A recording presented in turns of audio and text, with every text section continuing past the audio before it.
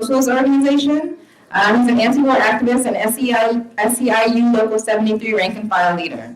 He's part of the UNAC leadership and co-coordinated a march on the NATO summit in Chicago last year. His home was raided by the FBI in 2010.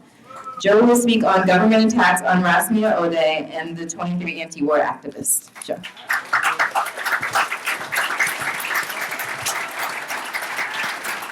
Thank you, comrade. I'm actually going to bring greetings from Freedom Road to Workers' World, and I'm also going to talk primarily about the attack on our beloved sister, Rasmea Odeh. And to facilitate you getting to know Rasmea, I brought a couple hundred copies of flyers about her case and what you can do to help her. And Leilani's going to pass those out. Thank you. So yes, I am honored. I'm happy to bring warm greetings from on behalf of Freedom Road to the comrades of the Workers' World Party. And greetings to First Secretary Larry Holmes.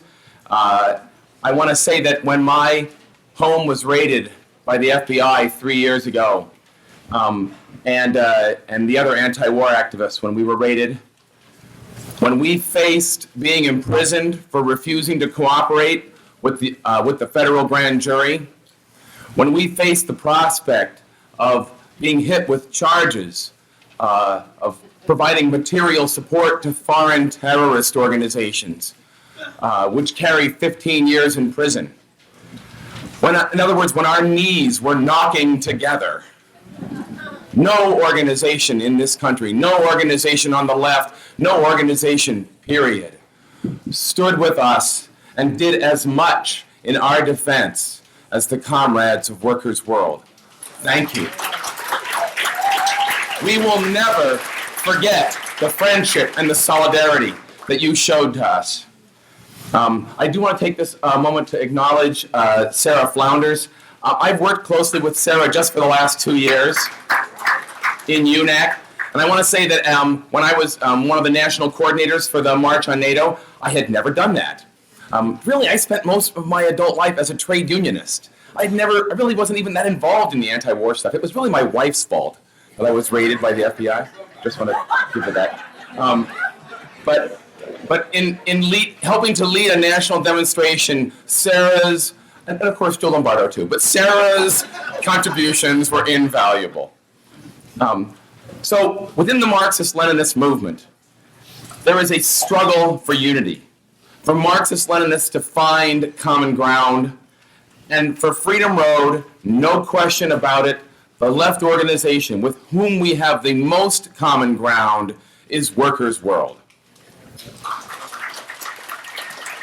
Now I want to update you on the case of Rasmea Odeh. I know that the sister Summer, who was up here before, talked about the efforts that you've already made on her behalf. On the morning of October 22nd, I received a call from Hatem Aboudeya telling me that our friend Rasmea had been arrested by the Department of Homeland Security. We raced to the federal building in time to see this hero of the Palestinian people brought before a judge and indicted on a charge of violations of her application for citizenship, which she filled out a decade ago. The assistant U.S. attorney said that in Rasmea's application for citizenship, she didn't mention that she was arrested in Palestine 45 years ago by an illegal occupation of her homeland. And she was charged and sentenced and convicted and put in prison by a government that doesn't recognize the due process rights of Palestinian people. And she was tortured. She was brutally, sadistically tortured by the Israelis. So she didn't put that in her application for citizenship. So, why was this happening? When we came out of the courtroom, there in the hallway was Barry Jonas, the special prosecutor in charge of the investigation of the 23 anti-war activists. He was smiling and doing a little tete-a-tete with the assistant U.S. attorney who had read the indictment. Why would Barry Jonas, a special prosecutor, a gunslinger against Muslims, for the U.S. attorneys, for the Department of Justice, why would he be at an immigration hearing? Michael Deutsch of the National Lawyers Guild and one of Rasmea's legal team spoke at a press conference this last Tuesday about her case. He answered the question of why Barry Jonas was in court that first morning. Michael described our case and reminded people that the investigation of us has focused really on our efforts in solidarity with Palestine. Michael noted that the U.S. Attorney continues to state ours is an ongoing investigation. And he said, why is Rasmea being charged now after 20 years of model citizenship and good deeds in service of her community here? He said the investigation of Rasmea seems to grow out of the case of the 23 because her colleague in the Arab American Action Network, Hatem Aboudia, was one of those raided and subpoenaed. In his view, her case is a continuation of our case, which, as you know, is in turn part of an overall attack by the U.S. government targeting Muslims and Palestinians for selective prosecution. On this last Wednesday, Rasmea was arraigned in U.S. District Court in Detroit. The charge against her could result in 10 years of imprisonment. She's 65 years old, at the end of which they will no doubt deport her.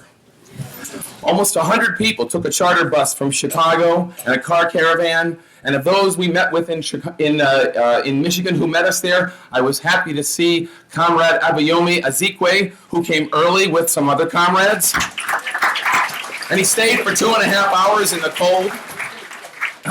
Before traveling home, Rasmea was smiling as she came out. This woman is strong. She survived 10 years in an Israeli prison. She is not going to bend under any pressure that the U.S. government puts her through. So it's up to us to keep her out of prison and to keep her here in the home that she has adopted.